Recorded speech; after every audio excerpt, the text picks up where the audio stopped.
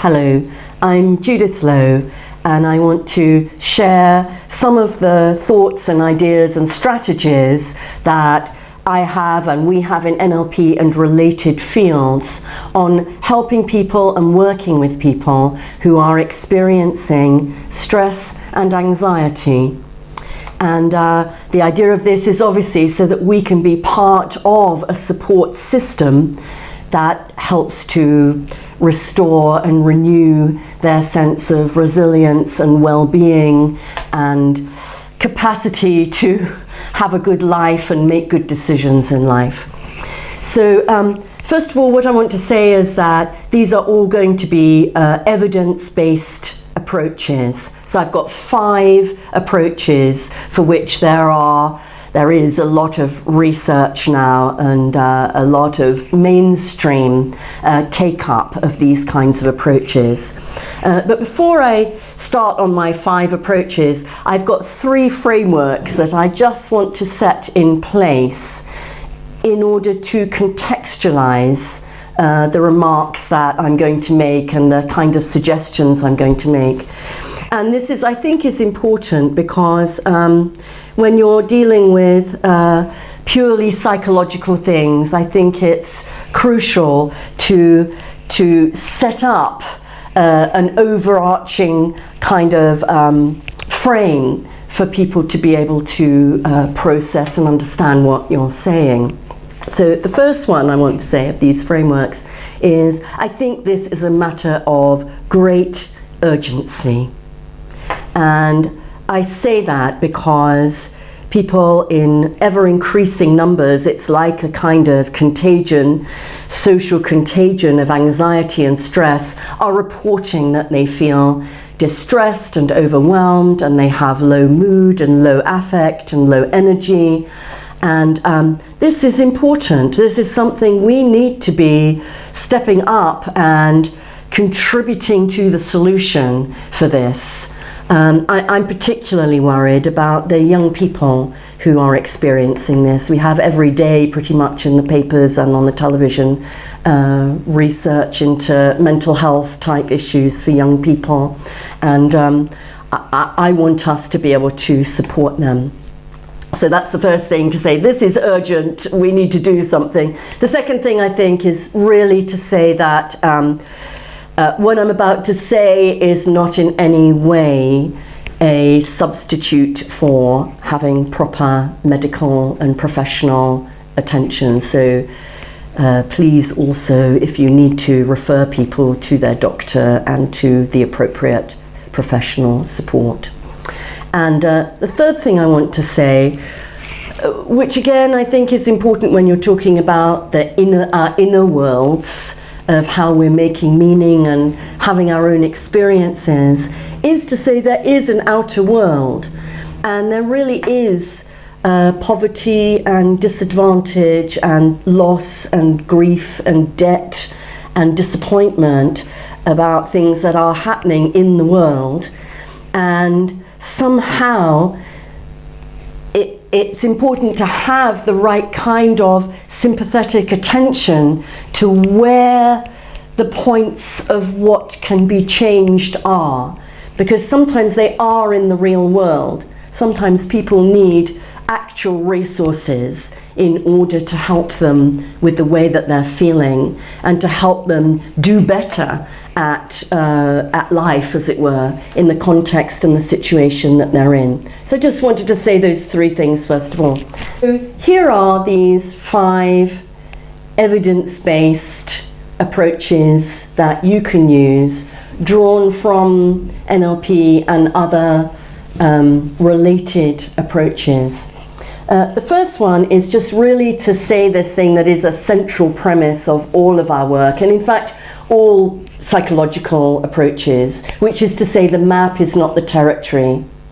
And of course what we mean by this is to say that our nervous systems create certain kinds of simulations of reality, that we build and change and update and renew our maps and models of situations, and And it's that hold our filters and our sense of what's possible in the world.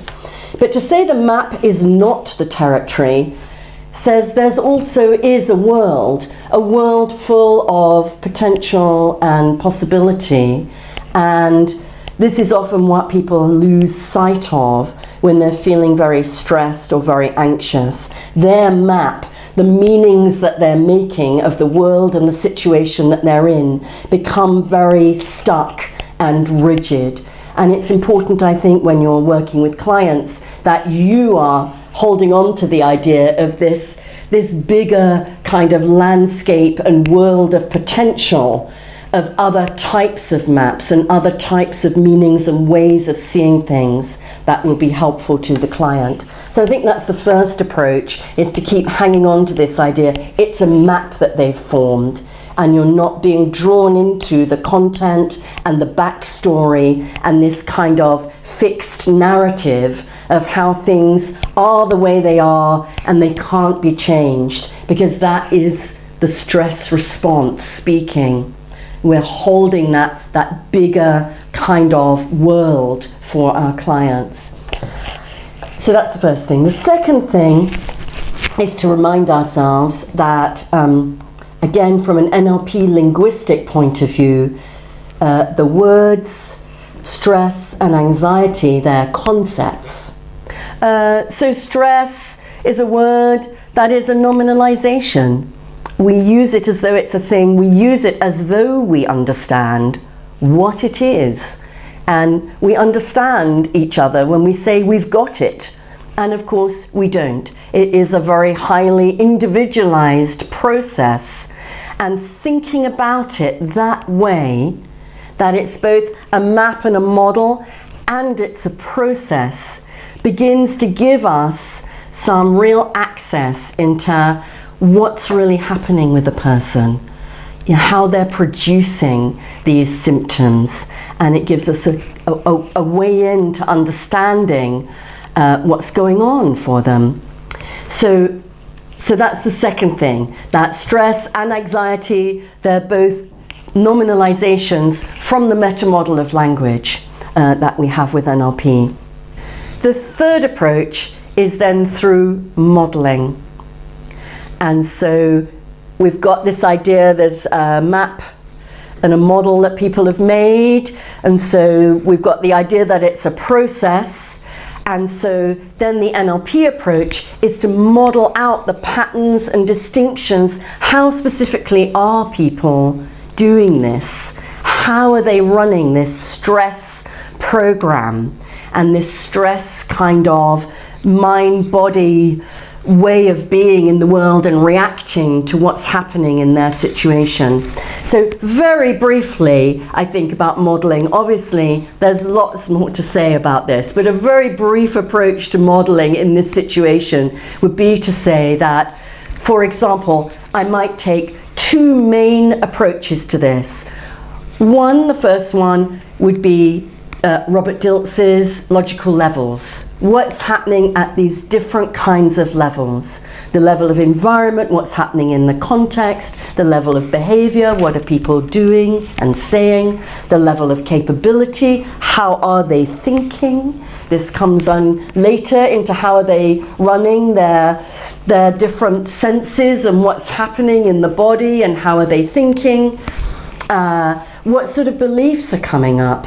What sort of meaning is being made? How are people thinking about themselves at identity level, as a person, as their role? And how are people experiencing their connection to the bigger world, the bigger living system, their own personal connection to their sense of purpose and contribution and meaning in the world? So I think that's one model that I would use to start to find out what's really happening here with this person. The second model would be this VAK model, where we're finding out what kinds of pictures are people making, what sorts of dialogue are they saying to themselves and in what way, and how are they using their bodies, what kinds of emotions are they experiencing. So the modeling, just again a very quick into how you might model with NLP. We're getting really interested in how are people doing this. Let me say just a few things about what might be going on, because I think that's always interesting. So when people are stressed or stressing themselves, often in the visual field, you can get multiple images kind of popping up. People are unable to know like what to focus on. Or sometimes people feel very overwhelmed. I mean, a classic when people say they're overwhelmed is they have one huge picture and it's tipping towards them. So there's literally, when people say, I've got no space to think, they've literally got no space to think. And we can help them just temporarily at least move that picture away and be able to think and have a bit of free space to process other types of thoughts. Sometimes people can't even see their pictures, they're unclear, or everything's gone dark and grey inside, or there's a lot of different things that are happening in the visual system. What is often missing is this ability to be able to focus more clearly and cleanly, on some kind of worthwhile, meaningful, motivating outcome type content. So in other words, the content of often of these pictures are problem type, worrying type content. So there's no outcome orientation, there's no pictures of how things could be or what people really want instead. But also there's no ability to move around and take in data and learning and feedback from the world. People are often locked inside their own world of visual imagery. So that's just a few clues I'm throwing out, which you could get interested in and curious about. I think in the auditory system, this is where the most work has been done in terms of modern evidence-based approaches to working with stress, is how people are talking to themselves. And their beliefs are coming up, beliefs are becoming self-fulfilling prophecies, people are only filtering for evidences and data, confirmation bias that allows them to continue to be like that. And so the meta model and other approaches that we have in NLP, the sleight of mouth program, patterns, the meta model questions, are all inviting people to challenge and reorganize those filters in order to bring in new learnings, new feedback, new data and experience. People who are being stressed have cut themselves off from certain kinds of experiences, and then they're stabilizing that in language. And that language is what's going on in the system that they're paying attention to a lot of the time. And one of the problems is with our internal dialogue that seems so subjectively real, it feels like that is our reality. And we tend to believe what we're saying to ourselves. And of course, that's where we often need that help from other people to help challenge and transform the way that we're talking to ourselves. I think also a lot of people don't realize, and again this is a classic NLP, that it is your voice. It is your voice. Is there a way that you can make that voice a friend? Can you change the tone? Can it become more kind and gentle? Can it become your greatest supporter? What is the purpose? What is the positive intention of that voice for you? Often it is to motivate you. Often it is to make sure you're not disappointed and hurt again. So I think those are very interesting places to explore in the pictures, in the voice, and of course then in the body, to be able to find out what's going on in the body. Is there this neuromuscular lockdown, tension, excessive muscular holding in the body? breathing patterns are all distorted and disturbed, people are holding their breath, etc., etc. There's often either an overly slowing down and fatiguing of the way people are functioning, or there's a heightened speeding up that you can hear with people. So I think that ability to help people to pause, to slow down, to breathe, to be able to recenter themselves, all these things are very, very helpful. So often in modelling as well, we're looking at a baseline, and this is a very helpful thing for the person as well, is to help them access and re-access when has it been that they've felt resilient, capable, that the world is full of potential and opportunities for them. Can they find an example in the past?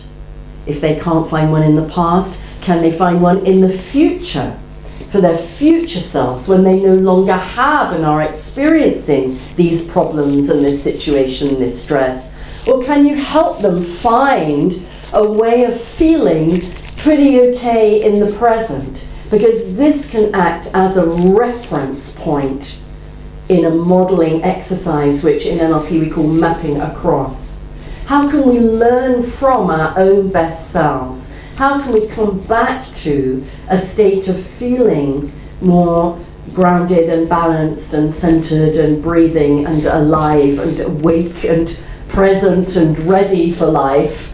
And how can we compare it with our more stressed, the neuromuscular lock, the pictures that aren't working for us, the internal dialogue that's ragging and raging away at us on the inside that we're starting to believe is the truth of life? How can we escape from that and remember what things can be like for us, and to reconnect us with our resources? Because that's basically that absolute essential foundational thing that we can help ourselves and each other with, to reconnect with our own resources, to find that we are the biggest resource that we need. When we're really here and present and able to think clearly and use our capabilities well, that's really all we need. Then these problems in our lives, at least we can look at them.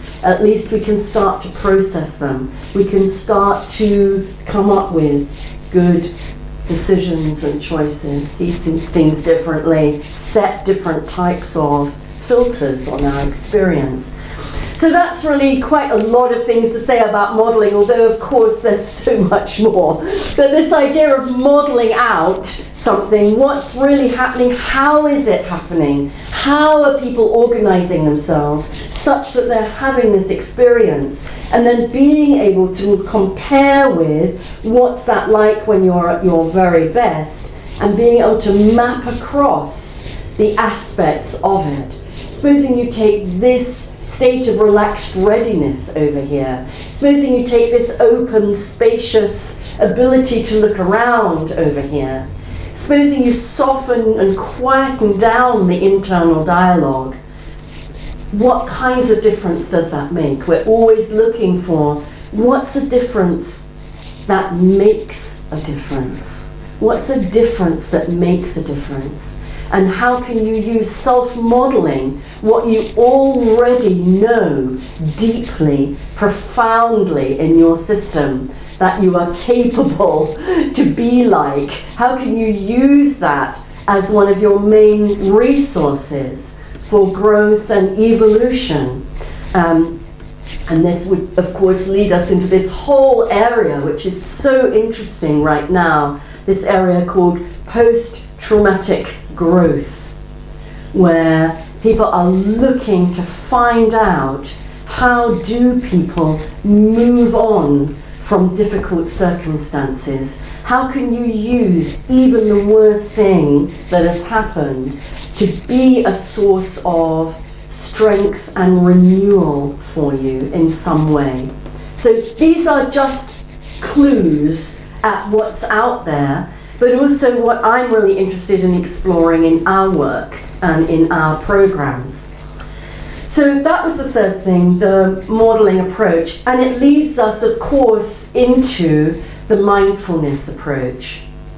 There's lots and lots of research that you can find pretty much everywhere that now utterly validates the idea that setting your state to be present and centered and breathing and free is the best way to promote best performance and to optimize your best kinds of thinking and behavioral choices. We have all Olympic athletes know this, all performers and artists know this. This is a non-controversial aspect of self-development and self-evolution, I think, now. And of course, in NLP, it's one of the foundations of our practice too, that working with state, being able to find these positive, resilient, resourceful states, being able to strengthen them, being able to find our way back home to them more and more easily, being able to elaborate these states across many different kinds of contexts, and learning over a lifetime. So this is the longer term sense of working with building resourcefulness in ourselves to have these kinds of practices that are more a daily, not a one-off thing, but more of a kind of daily, ongoing way of strengthening our ability to withstand life's difficulties, to have this kind of resilience. So that's why I call it a modeling and a mindfulness approach. On the one hand, we're sort of exploring, well, what's happening? What can be done? Where are the differences that might make the difference? The mindfulness approach to go, let's have a practice of strengthening our ability to maintain resourcefulness even in difficult times of stress and anxiety, which I would say we're in at the moment. So that's my fourth thing. The fifth thing is really these everyday types of things that we can do. Again, lots and lots of research about eating, exercise, sleeping, re-regulating, helping clients to re-regulate their lives from a kind of calendar point of view. But also there's a lot of research about aspects of life like gratitude, the idea of filtering for what we're grateful for what's working, for what supports us, for what nurtures and nourishes us. And I think working with people so they do have these sort of rich, meaningful, motivating goals. So when they're thinking about life, they're working out problems in relation to some kind of sense of intention or direction or goal that is genuinely inspiring and has a felt personal level of meaning and energy that's sort of charged and held in that. And so from a bigger social point of view, what can we do? Well, I think personally, one of the things that we can do is to be mindful of the state that we're in our homes, with our families, going into everyday situations in public space. How can we so soothe down our own nervous systems that we have that positive contagion effect on others? So to say at the beginning, yes, stress is like this contagion. People's nervous systems trigger and connect to other nervous systems. And so how can we help and support other people to stay calm, to stay in their bodies, to be able to maintain a kind of kindness, warm-heartedness, lightness, as well as a sense of our own deep agency and sense of capacity. How can we somehow spread that out more in our world? I do think that's something that we can do as much as we can when we feel able to. And I think, of course, that the really big thing as well within this is to work for social justice and peace, and our world to be a better, kinder, healthier place that really supports our young people and nurtures them and sees them and values them. How can we build a world that that really values people and values their contribution, where people can relax? People can relax because they know they've been seen and heard and they're welcome. So, I hope you've enjoyed this video and that you've got some ideas of how you can work with your clients, how even work with yourself, some reminders as well of some of the work that you've already done. Bring it together in this way. And yes, I think it's an urgent thing that we can all be doing, and we can be learning and growing and helping ourselves and each other. So thank you for watching.